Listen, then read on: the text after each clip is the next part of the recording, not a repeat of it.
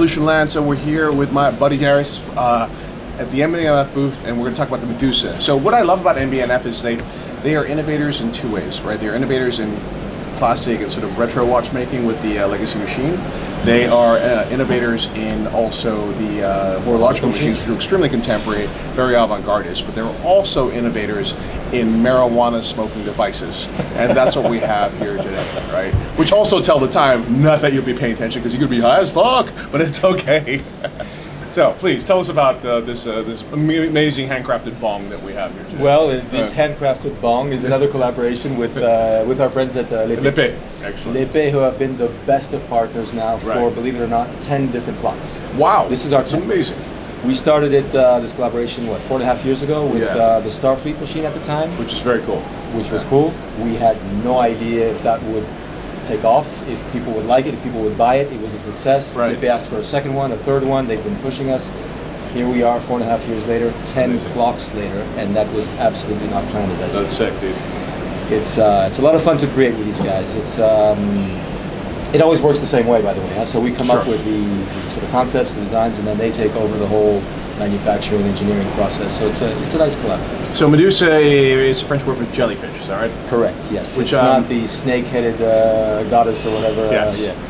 But it's also jellyfish is something that if you're Asian that you actually eat, right? True. Can you eat jellyfish?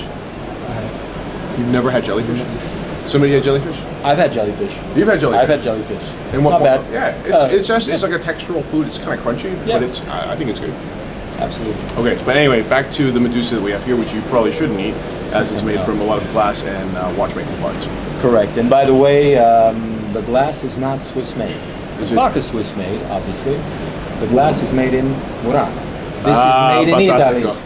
It's a Swiss-Italian clock. Amazing. So yeah, that was actually a big part of the challenge, combining the very precise Swiss engineering of the clock with something that is totally artistic. It's very beautiful.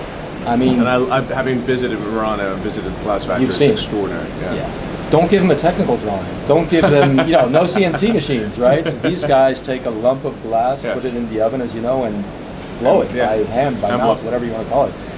So that was challenging, finding the right workshop to work this out. Because joke aside, it is kind of difficult or very difficult to get the right glass, meaning strong enough. It's actually part of the structure.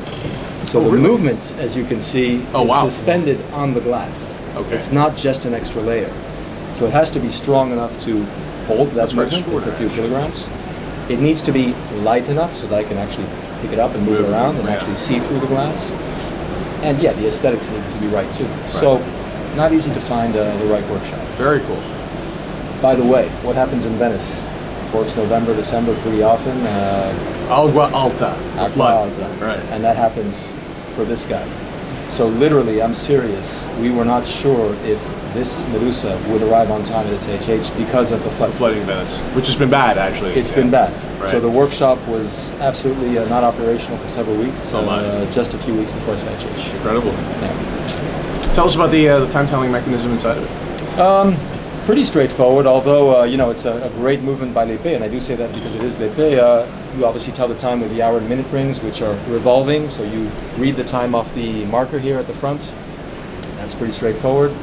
It's stacked vertically, so you have those hour and minute rings. Then the barrel is down here at the bottom, of course.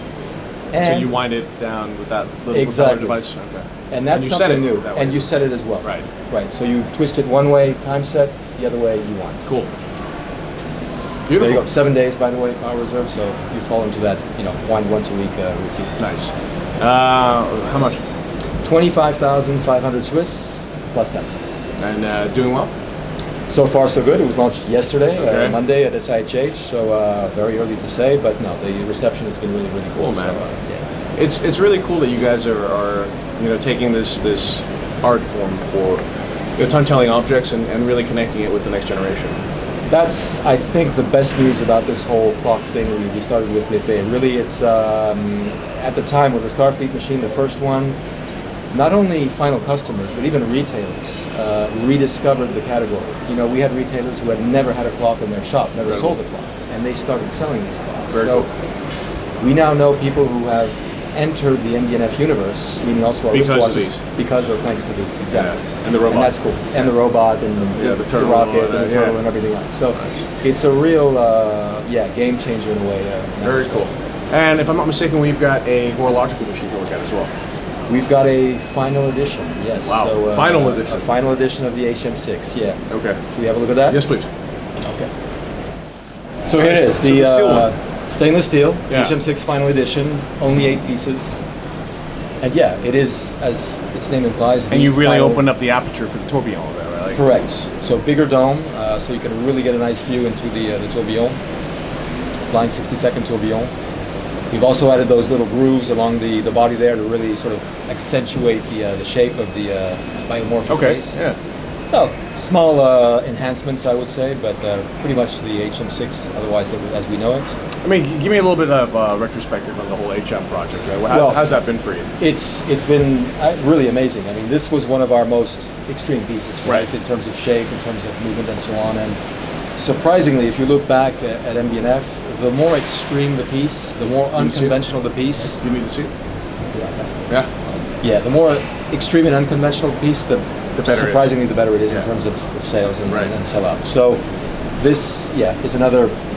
So which one were your favorites? 4? 4 was pretty extreme. I think 4 is impossible to find. The most extreme, right? Yeah. Well, you could argue different ways, but it's certainly one of the top 3, I would suppose. HM6. Yeah. I would say HM9, which we just launched as well, which is pretty crazy with the dual bounce wheel and so on. So do you have HM9 here? I do have an HM9. Yeah. The HM9. There you go, which was just launched end of September, so a few months ago. Those are extreme pieces, and those extreme pieces do get a lot of traction for some reason. Some of the safer pieces, on the legacy side and so on, actually work a bit more slowly. They build their sales more slowly. But the legacy perpetual in particular has done well for you, right? Would you say? It has, that particular piece, yes, you're right. So HM6 is a good example of that. When we launched the piece a few years ago now, we said it would be 100 movements, period. And that's what we've reached now in just a few years. So cool. A bit heartbreaking because, to stop a piece that still has some demand, whether that's from retailers or customers, it's kind of weird, but that's the business model we follow. We're always stopping the previous ones to focus on the next ones. Thank you so much, buddy. Really appreciate it. My pleasure. And if you guys want to take a closer look.